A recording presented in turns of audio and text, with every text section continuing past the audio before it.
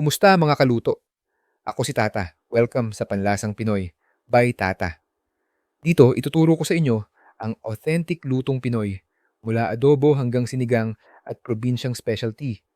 Step by step natin itong lulutuin para kahit sa bahay, maranasan ang sarap at lasa ng probinsya. Tara, simulan na nating lutuin. Panlasang Pinoy, dito sa inyong kusina. Mga sangkap, 1 kilo pork belly, may balat, 1 kutsara salt, 1 kutsarita black pepper, 5 cloves bawang, dinikdik, 2 bay leaves, 2 cups tubig, mantika para sa deep frying. At ngayon, simulan na natin ang pagluluto ng masarap na crispy lechon kawali. Paraan ng pagluluto. Ihanda ang baboy, hugasan ng pork belly at patuyuin gamit ang paper towel. Tiyaking tuyo ang balat para sa ultimate crispiness. Pakuluan. Ilagay ang pork belly sa kaserola. Idagdag ang bawang, bay leaves, salt, pepper, at tubig. Pakuluan sa medium heat ng 45 minuto hanggang lumambot ang karne pero hindi paganap na maluto.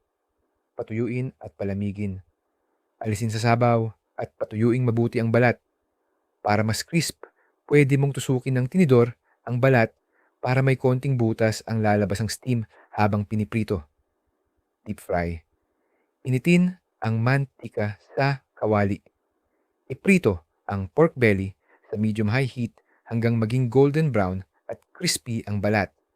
Dahan-dahan lang at bantayan para hindi masunog.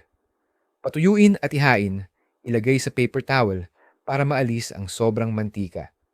Hiwain sa desired size at ihain habang mainit. Pwede mong samahan ng sausawang suka at kalamansi or liver sauce para sa extra sarap. At ayan, mayroon ka ng crispy, juicy at flavorful na lechon kawali na tiyak papatok sa kahit sino. Subukan mo na ito sa bahay at i-share ang resulta sa comments. Huwag kalimutang i-like at i-subscribe para sa mas maraming Filipino recipe na siguradong papatok sa kusina.